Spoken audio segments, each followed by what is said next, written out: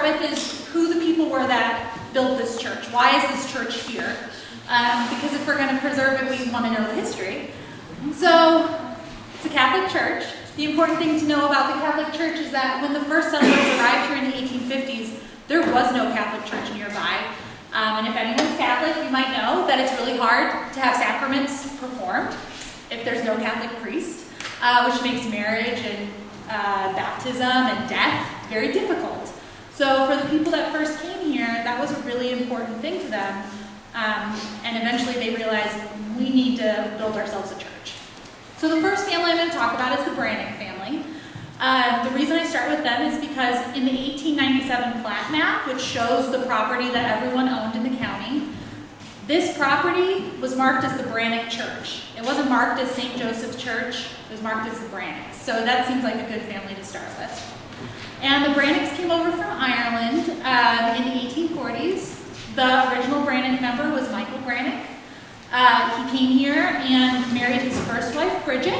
Unfortunately, less than 11 months later, in 1862, Bridget died, giving birth to their first son, John. So again, this would have been a problem because she wouldn't have had the last rites because there wouldn't have been a priest. Michael was a stonemason, and after his wife died, he traveled a lot doing work for the Army, building things on Fort Riley, which was really difficult with an infant son. So what he did was he fostered his son to a nearby family, which was really common at that time, because unfortunately a lot of women passed away giving birth, and a lot of men were unable to care for their infant children on their own. So people would foster their children to neighbors and other family members, and those family members would raise the baby. The family that he fostered it to was the Ryan family. The Ryans are also buried out here. They're kind of the other half of this St. Joe story. James Ryan also came from Ireland. This is a big Irish community. He and his wife, Martha Jane, came here in the 1860s. And they settled in this area because there were trees. We're on a creek bed, there's trees. They could build a log cabin, which is what everyone thinks of when they think of Kansas, even though we don't really have trees. So their first home was a 16 by 18 foot house. And it was in that 16 by 18 foot log cabin that they raised their own daughter, Mary Ellen, and then also took in John Brannick, that infant baby. They didn't have a priest, so Michael and Mary Ellen had to wait until a traveling priest came by that could marry them. This was in 1866, and less than 4 years later, the Ryan family and the Brannick family said, we've had enough of having to wait for these traveling priests, we're going to build a church. So in 1870, the Ryan family donated the land we are currently standing on to build St. Joseph's Church. Fortunately, Michael Brannick was that famous stonemason, so he knew how to deal with limestone. And he, along with a couple other Irish stonemasons, built the original St. Joseph's Church. We are not standing in the original St. Joseph's Church. That's another important thing to know. So that's the original story of who decided that this church needed to exist. But there were other family members or other families that were here, a lot of them Irish, and so I like to talk about those as well, especially the O'Neill family. And I like to talk about the O'Neill family because their story is entirely, probably made up. It's all family legend, but it's such a good story I have to tell it. The O'Neills are John and Patrick, and they were living in Ireland in the 1840s, where the English soldiers started conscripting Irish boys. You may know, the Irish and the English hate each other. Hate each other. So the O'Neill boys were not too fond of the idea of becoming English soldiers.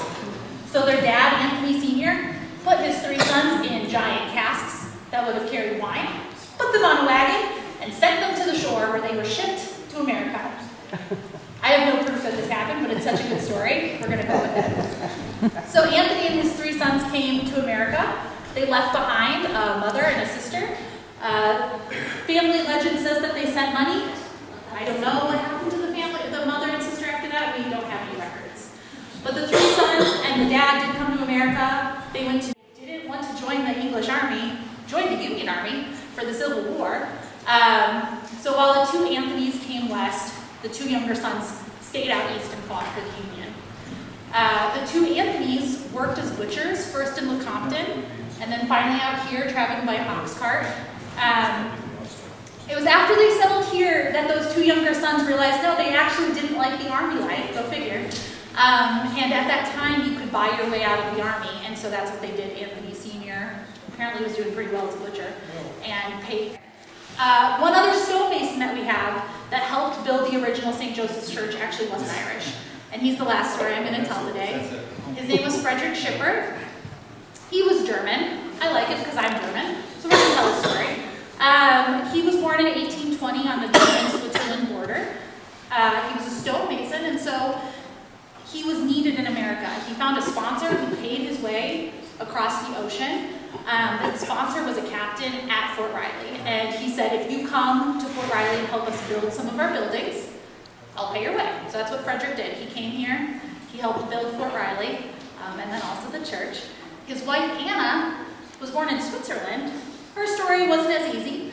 She also came to America, but on the ship to America, her sister passed away of some horrible ship disease, as happened, which meant that Anna was quarantined on Ellis Island for a couple of months, which is a terrible place to be quarantined. When she finally got out, she found a job in a garment factory in New York City, which any of you have read anything about garment factories, they're probably the dirtiest place you could possibly work. So she worked there until she finally found a family who would give her employment and bring her out west. And so when she went with that family out west, she met her husband, Frederick.